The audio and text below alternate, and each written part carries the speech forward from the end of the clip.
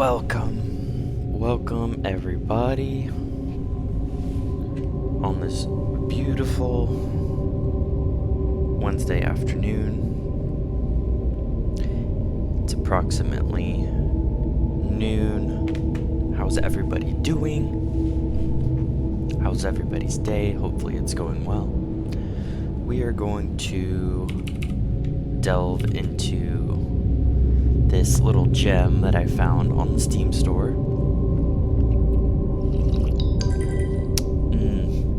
Coffee. Java. And we're gonna see what this is all about. Supposedly it's inspired by H.P. Lovecraft, and if y'all have read any of those stories, they are pretty twisty. Like Twilight Zone, and just a lot of dark themes and stories that you wouldn't expect. So we're gonna jump right into this and see how it is. So let's go.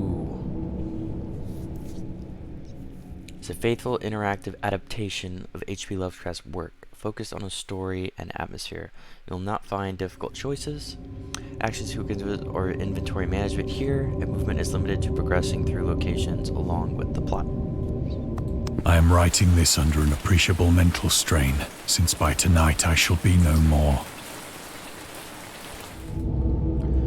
During the game you encounter interactive elements. Some of them will allow you to continue your journey, others will reveal interesting facts about the original short story, its historical background, and the author.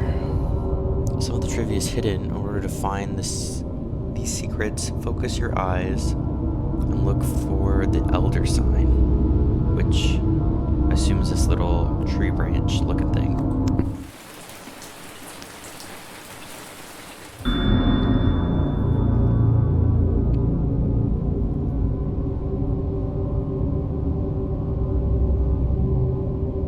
As letters, my case is peculiar. I write such things exactly as easily and rapidly as I would utter the same topics in conversation.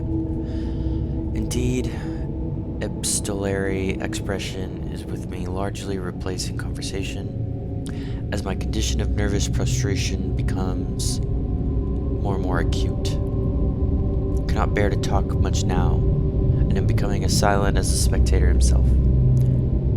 My loquacity extends itself on paper to Reinhard Kleiner, 1917. Throughout his life, Lovecraft penned 100,000 letters to his friends and fans. What a tendency to endless correspondence was a relatively late growth. In youth, I scarcely did any letter writing. Thanking anybody for a present was so much more of an ordeal that I would rather have written a 250-line pastoral or a 20-page treatise on the rings of Saturn. Skip meals to afford postage. Damn, that's hardcore. Collections of his correspondence have been published in various books, and selected letters can be found online. Some readers consider them his most important legacy.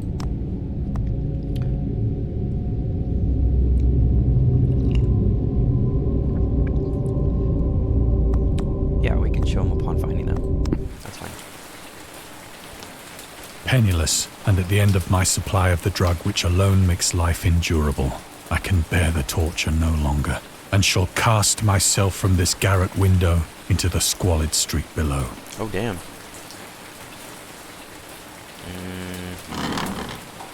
Do not think from my slavery to morphine that I am a weakling or a degenerate. When you have read these hastily scrawled pages, you may guess, though never fully.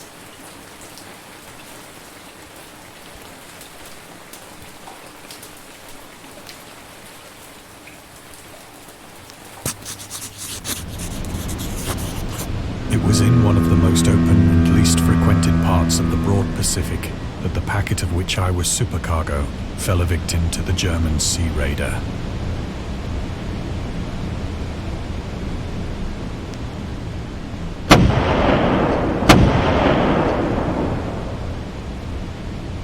Great War was then at its very beginning, and the ocean forces of the Hun had not completely sunk to their later degradation.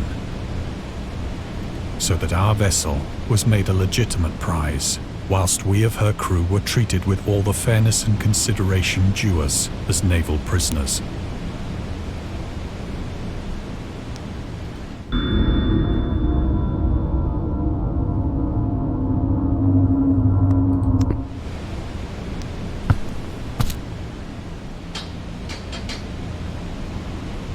So liberal, indeed, was the discipline of our captors, that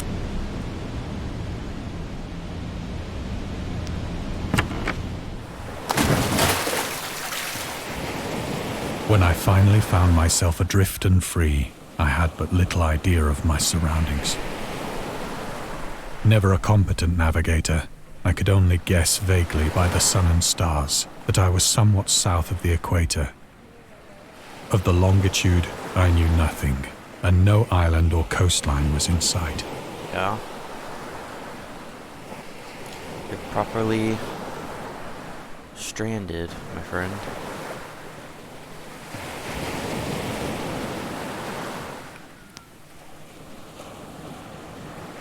The weather kept fair, and for uncounted days I drifted aimlessly beneath the scorching sun, waiting either for some passing ship or to be cast on the shores of some habitable land.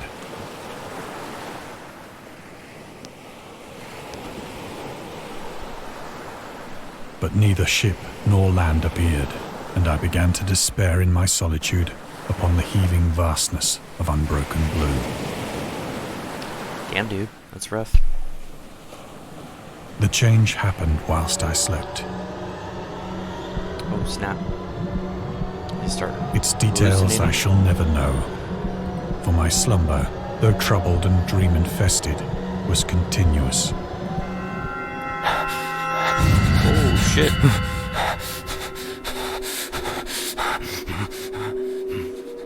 Whoa. When at last I awoke, it was to discover myself half sucked into a slimy expanse of hellish black mire, which extended about me in monotonous undulations as far as I could see, and in which my boat lay grounded some distance away. Though one might well imagine that my first sensation would be of wonder at so prodigious and unexpected a transformation of scenery, I was in reality more horrified than astonished. Yeah, I think that's an appropriate reaction. For there was in the air, and in the rotting soil, a sinister quality which chilled me to the very core. The region was putrid with the carcasses of decaying fish, and of other, less describable things which I saw protruding from the nasty mud of the unending plain. Perhaps I should not hope to convey in mere words the unutterable hideousness that can dwell in absolute silence and barren immensity. There was nothing within hearing, and nothing in sight, save a vast reach of black slime. Yet the very completeness of the stillness and the homogeneity of the landscape oppressed me with a nauseating fear. Yeah? The sun was blazing down from a sky which seemed to me almost black in its cloudless cruelty, as though reflecting the inky marsh beneath my feet.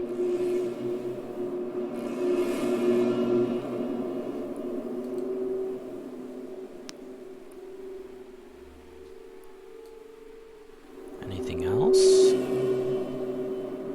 No, we're looking at the boat. Oh. As I crawled into the stranded boat, I realized that only one theory could explain my position. Oh boy, what's that?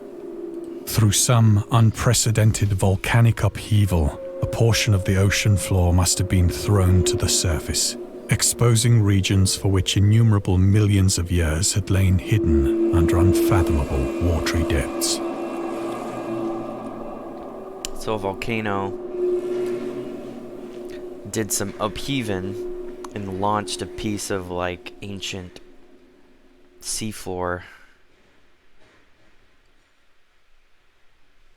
That's whack.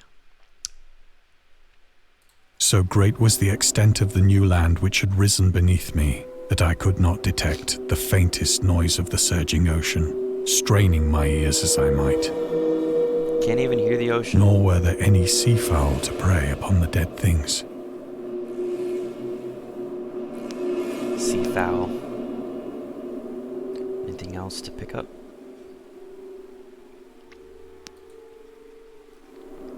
For several hours I sat thinking or brooding in the boat, which lay upon its side and afforded a slight shade as the sun moved across the heavens. Oh. About to run out of shade, As boy. the day progressed, the ground lost some of its stickiness and seemed likely to dry sufficiently for traveling purposes in a short time. Yummy. That night I slept but little, and the next day I made for myself a pack containing food and water, preparatory to an overland journey in search of the vanished sea and possible rescue. Anything else? Kind of amazed how these things are still alive. On the third morning, I found the soil dry enough to walk upon with ease. Okay. The odor of the fish was maddening, but I was too much concerned with graver things to mind so slight an evil, and set out boldly for an unknown goal. I would think that would be the least of your worries, is the smell. But I suppose when if you were in this situation, anything might be a little bit oppressive.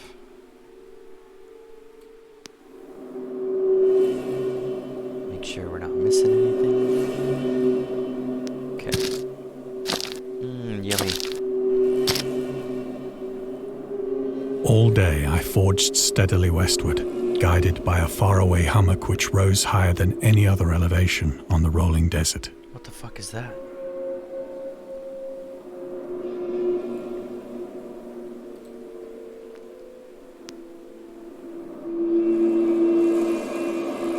Some big ass claws or something.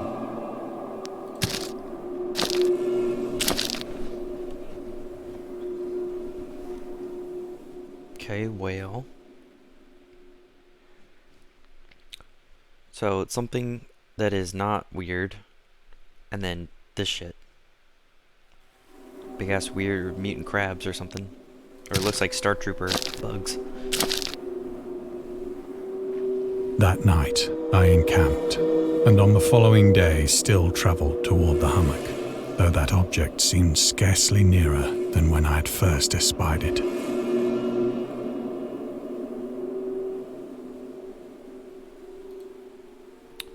Yeah. Now we're getting into some big tentacle boys.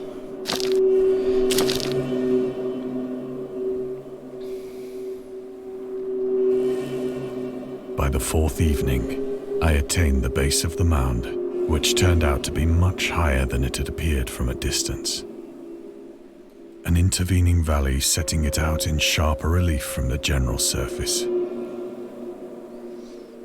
That means it was hella steep. Too weary to ascend, I slept in the shadow of the hill. Yeah, good call, good call. I know not why my dreams were so wild that night, but ere the waning and fantastically gibbous moon had risen far above the eastern plain, I was awake in a cold perspiration, determined to sleep no more. Cold sweat. Such visions as I had experienced were too much for me to endure again. Oh And boy. in the glow of the moon I saw how unwise I had been to travel by day. In the glow of the moon, I saw how unwise. Without the glare of the parching sun, my journey would have cost me less energy. Yeah? Fair enough. Indeed, I now felt quite able to perform the ascent which had deterred me at sunset. Going at night? Picking up my pack, I started for the crest of the eminence. Up we go. I have said that the unbroken monotony of the rolling plain was a source of vague horror to me, Okay. but I think my horror was greater when I gained the summit of the mound and looked down the other side into an immeasurable pit or canyon, whose black recesses the moon had not yet soared high enough to illumine. Oh shit. Yeah, that would be, troubling to say the least. I felt myself on the edge of the world, peering over the rim into a fathomless chaos of eternal night. Holy shit. Through my terror ran curious reminiscences of Paradise Lost, and of Satan's hideous climb through the unfashioned realms of darkness. It's kind of trippy.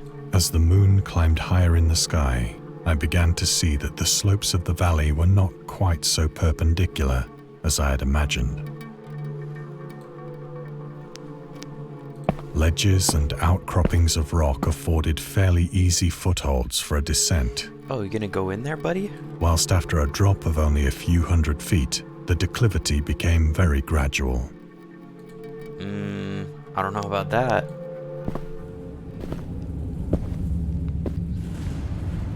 Urged on by an impulse which I cannot definitely analyze, I scrambled with difficulty down the rocks and stood on the gentler slope beneath, gazing into the Stygian deeps, where no light had yet penetrated. All at once, my attention was captured by a vast and singular object on the opposite slope, which rose steeply about 100 yards ahead of me. An object that gleamed whitely in the newly bestowed rays of the ascending moon. Okay.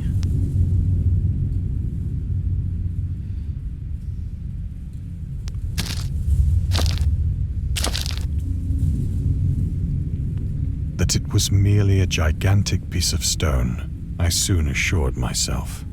Yeah, but I mean, look at it. But I was conscious of a distinct impression that its contour and position were not altogether the work of nature. Yeah, same, bro. A closer scrutiny filled me with sensations I cannot express. Just a random piece of, like, perfectly cut stone in the middle of nowhere. For despite its enormous magnitude, and its position in an abyss which had yawned at the bottom of the sea since the world was young, I perceived beyond a doubt that the strange object was a well-shaped monolith, whose massive bulk had known the workmanship and perhaps the worship of living and thinking creatures. Dazed and frightened, yet not without a certain thrill of the scientist's or archaeologist's delight, I examined my surroundings more closely.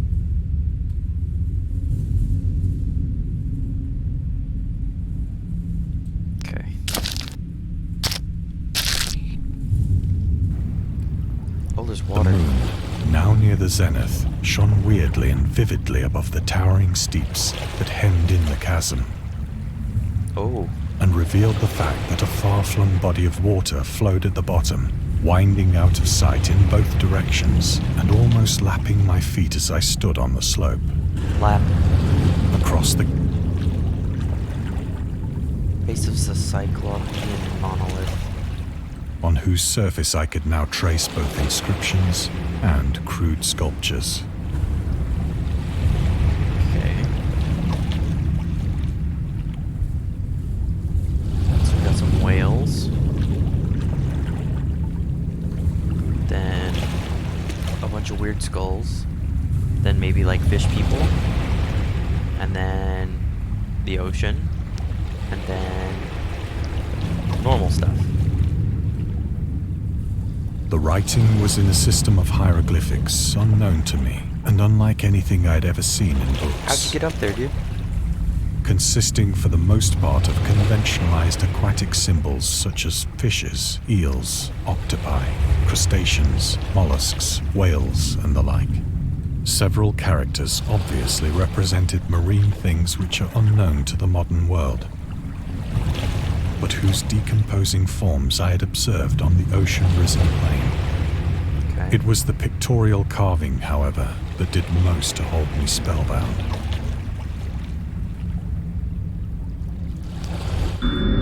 Dagon contained many themes and storytelling methods that Lovecraft developed in his later works, such as telling the story through carvings, the Mountains of Madness, and the Nameless City. Ooh, I don't think I've read Mountains of Madness, but I did read The Nameless City, and that was pretty good. Journals and characters notes the shadow out of time, the haunter of the dark, call of Cthulhu, or fictional beings and deities based on real events, mythologies, Migo and the Whispers of Darkness. It's also considered the origin of the popular Cthulhu mythos.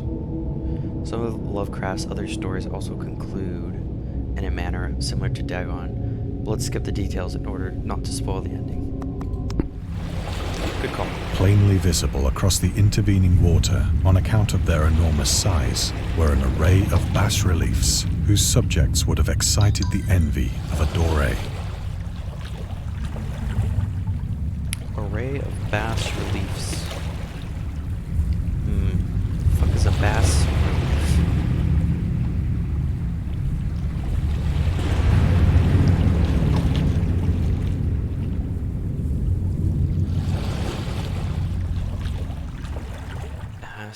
Relief. The sculpture whose subjects would have excited the envy of a doré. Okay, bas relief is sculptures. Doré. A gold-like substance. Tiny face covered with guilt. I think that these things were supposed to depict men, at least a certain sort of men. Like mer people. Though the creatures were shown disporting like fishes in the waters of some marine grotto, or paying homage at some monolithic shrine which appeared to be under the waves as well. It's probably this one, which used to be underwater after the volcanic, or before the volcanic upheaval. Of their faces and forms I dare not speak in detail, for the mere remembrance makes me grow faint. Yikes. Grotesque beyond the imagination of a Poe or a Bulwer. Yeah. These two are whatever, but these two are kinda fucked. They were damnably human in general outline, despite webbed hands and feet, shockingly wide and flabby lips. Flabby lips. Glassy, bulging eyes, and other features less pleasant to recall. Curiously enough, they seem to have been chiseled badly out of proportion with their scenic background. For one of the creatures was shown in the act of killing a whale, represented as but little larger than himself. Oh shit. I remarked, as I say, their grotesqueness and strange size, but in a moment decided that they were merely the imaginary gods of some primitive fishing or seafaring tribe. Some tribe whose last descendant had perished eras before the first ancestor of the Piltdown or Neanderthal man was born. Well, I hope they're gone, because that would be terrible to see. Awestruck at this unexpected glimpse into a past beyond the conception of the most daring anthropologist, I stood musing whilst the moon cast queer reflections on the silent channel before me. Then, suddenly, I saw it. With only a slight churning to mark its rise to the surface, the thing slid into view above the dark waters. Okay. Oh, Jesus Christ. Loathsome, it darted like a stupendous monster of nightmares to the monolith, about which it flung its gigantic scaly arms, while it bowed its hideous head and gave vent to certain measured sound. Oh boy. Did I pass out? I think I went mad then. Of my frantic ascent of the slope and cliff, and of my delirious journey back to the stranded boat, I remember little.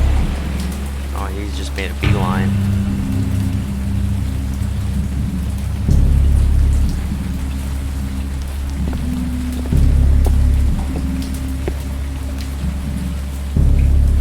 I believe I sang a great deal, and laughed oddly when I was unable to sing.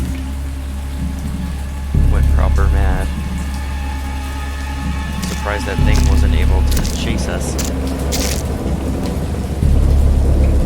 I have indistinct recollections of a great storm sometime after I reached the boat.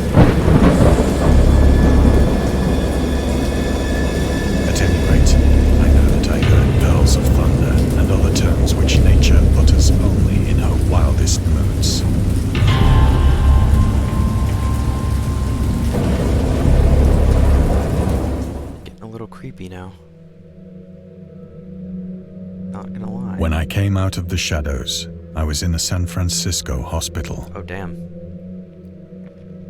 Brought thither by the captain of the American ship which had picked up my boat in mid-ocean. Maybe he drank seawater. In my delirium, I had said much, but found that my words had been given scant attention. Of any land upheaval in the Pacific, my rescuers knew nothing. Nor did I deem it necessary to... Yeah, they wouldn't believe you probably, my guy. So we got wires hanging out the ceiling. Oh, there's a thing. Considered him an atheist, an absolute materialist, which he attributed partly to his early childhood interest in astronomy and science in general. I am indeed an absolute materialist, so far as actual belief goes, with not a shred of credence in any form of naturalism, religion, spiritualism, transcendentalism. I don't even know what that is. Immortality.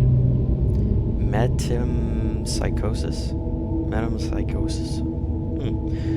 All I can say is that I think it is damned unlikely that anything like a central cosmic will, a spirit world, or an eternal survival of personality exist. They are the most preposterous and unjustified of all the guesses which can be made about the universe. And I am not enough of a hair splitter to pretend that I don't regard them as errant and negligible moonshine. In theory, I am agnostic, but pending the appearance of a radical evidence, I must be classified practically and provisionally as an atheist. He really wasn't about that belief life. Alright, let's make sure.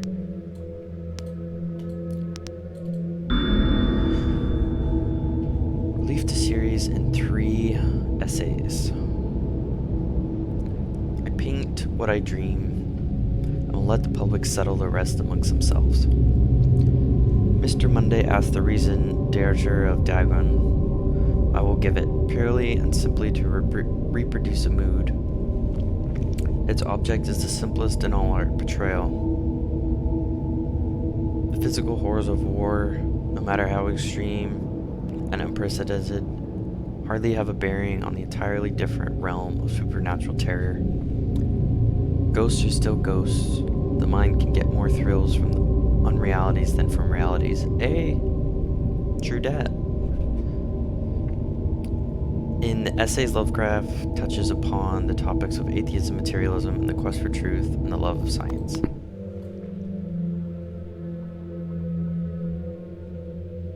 Okay, that was 2 spicy boys. Pretty sure that's everything that we were seeing. Nothing on the ceiling. On the cross. Okay, let's check this out. A prominent figure in the world of amateur journalism. In 1915, he started publishing his own journal called The Conservative, which included political and social commentary, poetry, short stories, and literary criticism written by him and other authors.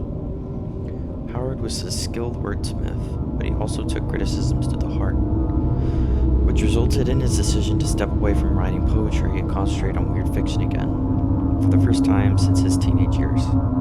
Dagon, published in 1919, is one of the short stories written during that period. In this example excerpt from The Conservative, the master of horror fiction explains his attitude towards warfare and the idea of a world of peace. Why any sane human being can believe in the possibility of universal peace is more than the Conservative can fathom. Should the entire civilized world agree simultaneously to disarm, one or more nations would undoubtedly retain secret armaments and at the proper time take advantage of their more altruistic and less astute contemporaries in a world career of conquest against unarmed victims. Yeah, I mean, it's sad, but probably would happen. Oh yeah, we don't have any nukes or guns. We got rid of them all. Psych. No country is or ever can be above warfare. until the basic impulses of the human animal shall have miraculously changed. Yeah, I mean, true that. Whoa. Once I sought out a celebrated ethnologist and amused him with peculiar questions regarding the ancient Philistine legend of Dagon, the fish god. Dagon, not Dagon. Fish god. Okay, that's where we're supposed to go. Let's check around.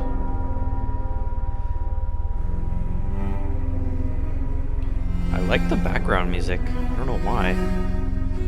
Like, it's creepy and kind of good at the same time. Thing on the ceiling. Okay. Little statues.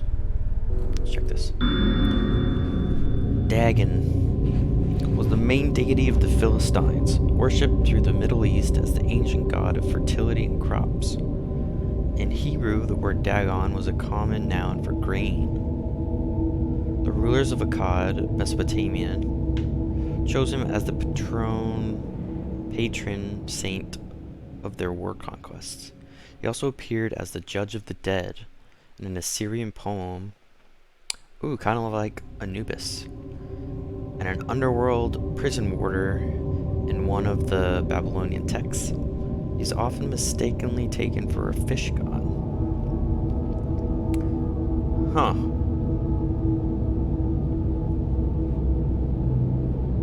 So that is just like a abstraction of what he actually was.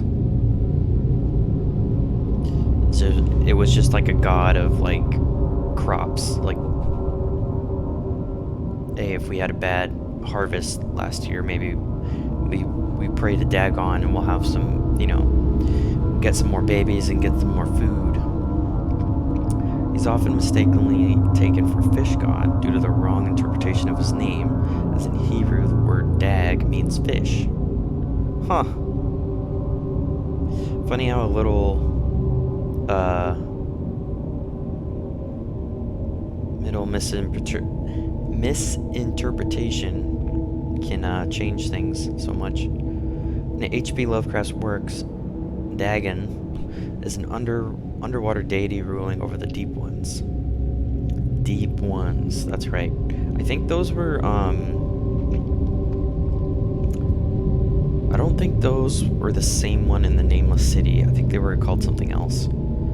They were like lizards and shit like that. Humanoid with fish traits that resides in the oceans. He is worshipped by a secret cult called the Esoteric Order of Dagon.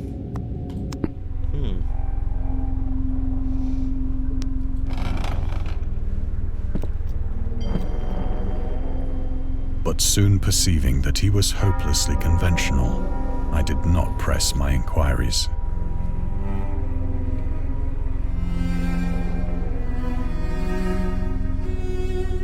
Okay, so we're talking to a shrink, basically.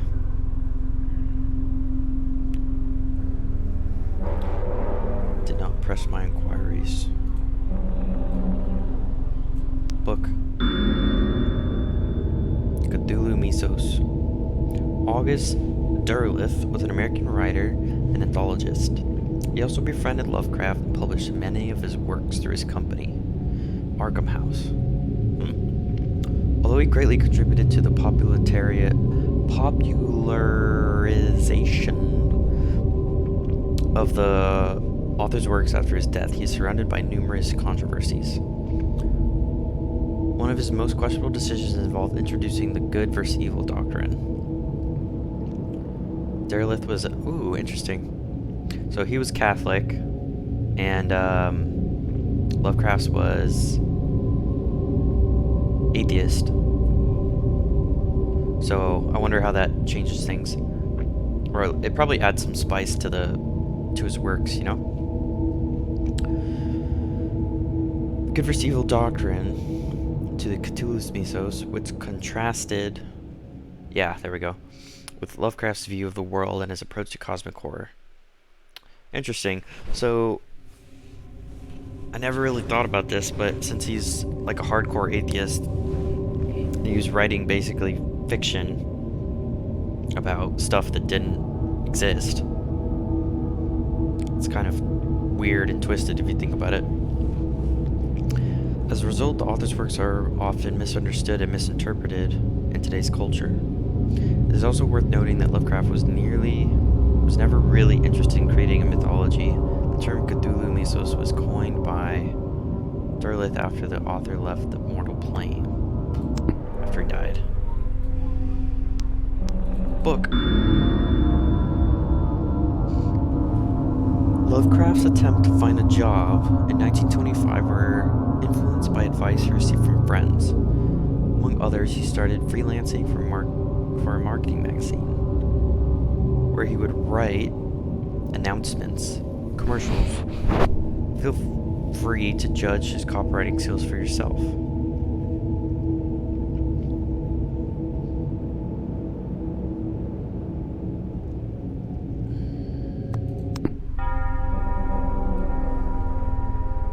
Okay, anything spicy?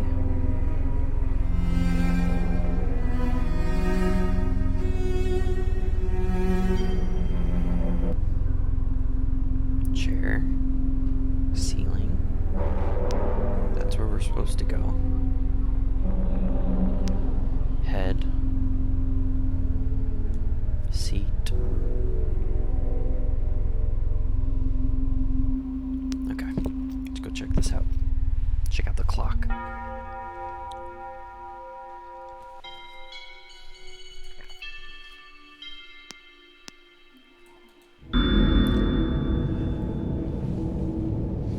These days, the word scientist is a widely accepted term. But at the time Dagon was published, it was a subject to wide debate. After the author used it in the story, critics pointed out that man of science was a more appropriate term to employ. He admitted in defense of Dagon. Why did I say defense? That if Dagon were to be reprinted, he would indeed use the phrase they suggested. Scientist was coined as an analog to artist, to be used when referring to those studying different branches of science.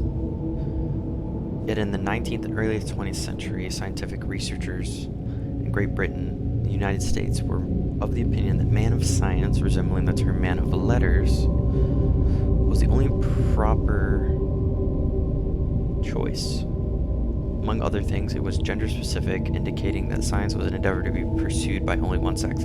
Well, we can't have that. The term scientist became more accepted only after World War II, and man of science started fading into obscurity as an old-fashioned synonym. Yeah, I mean, fair enough. Book, lamp.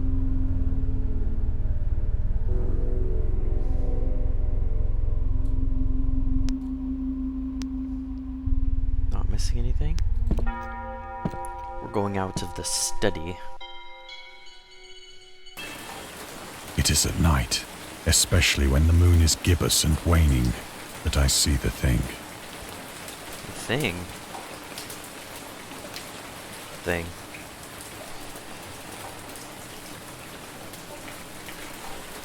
I tried morphine.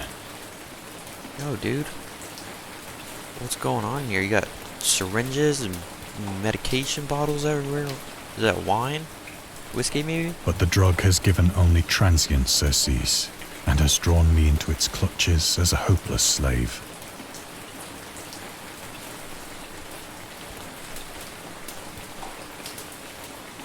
Means it's like a fading easement.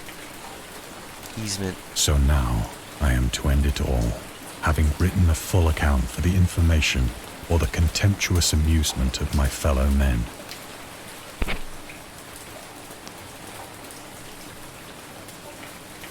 I mean, I would rather not. Lovecraft hated tobacco.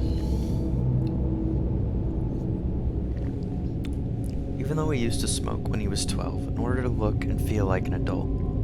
Hey, we all have bad we all have bad choices, man. I used to do that shit in high school. Just hanging around wrong crowd, man. In his correspondence with friend Reinhard Kleiner, he claims that he quit as soon as he started wearing long pants. What the fuck does that mean? What does pants have to do with smoking? He also had a very strong opinion about alcohol, as evidenced by his letter to Zelia Brown. As for the matter of drinking, I've never tasted intoxicating liquor and never intend to. Having a strong aesthetic disgust at anything that would blunt, of course, it's a delicate nature, equipoise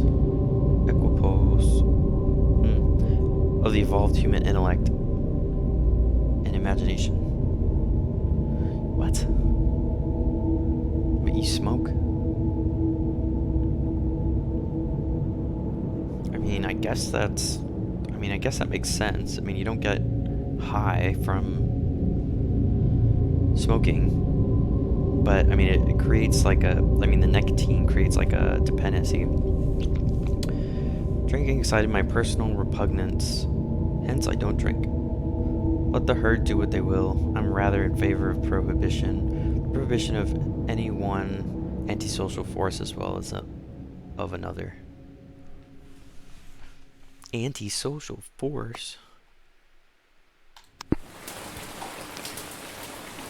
I mean, if you're drinking socially, I mean, everyone's drinking, right? It's usually a social thing.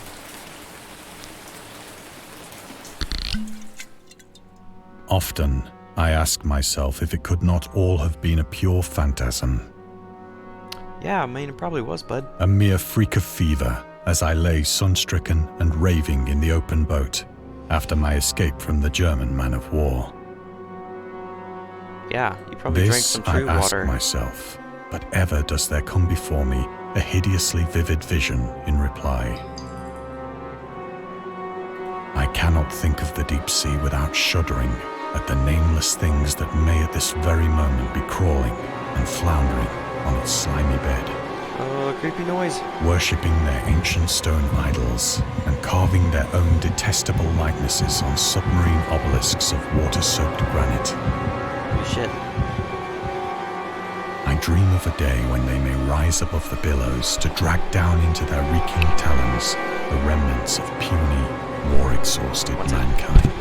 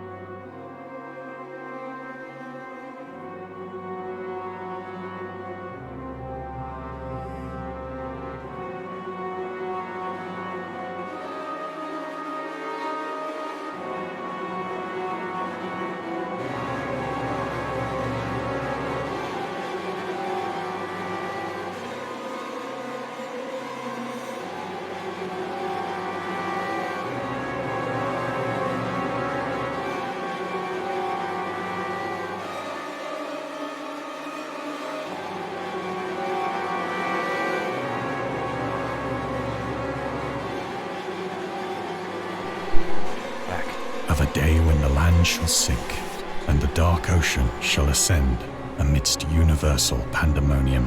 Whoa. Of a day when the land shall sink, and the dark ocean floor shall ascend amidst universal pandemonium.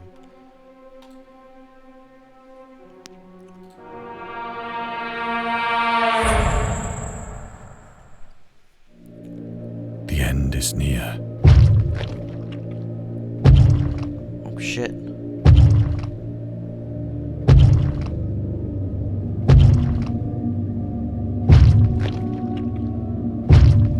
Oh, Dagon is coming.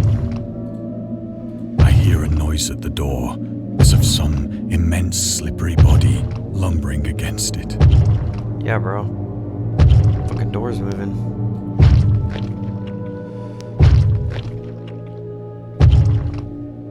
It's kind of gross if you think about it. Or just listen to it. It is gross. It shall not find me. Going crazy, dude. Oh shit. Oh shit. Oh shit. God, that hand! Oh boy. The window! The window! What? Go, bro. Fuck out of here.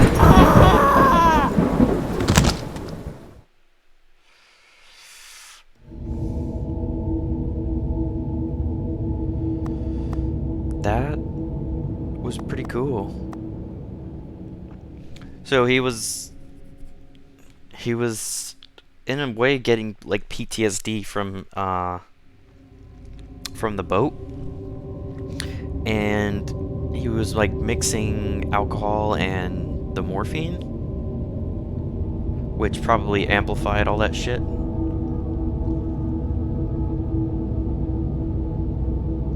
Just being chased by his own imagination, just tormenting himself.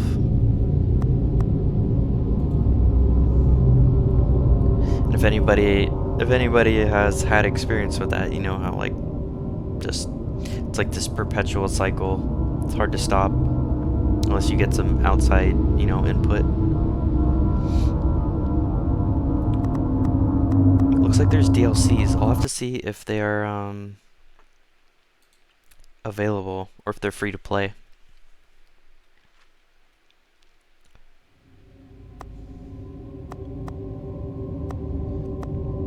Well, okay. That was shorter than I thought it would be.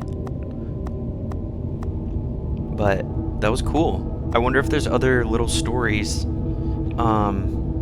similar to this. Other than the DLCs, obviously. But I'll have to figure that out and see if we can make another video, because I like I said, I haven't read all of H.P. Lovecraft, but I read a bunch of their stories. Name of City. There's that one with the man with the white fur in the cave. I forget the one with the sleep one. There's a couple others, but I have a physical copy here. But yeah, I hope you enjoyed it, and if you know of any other games like this, just drop a comment. And because I love like twisty stuff like this. So yeah, I'll see you guys next time.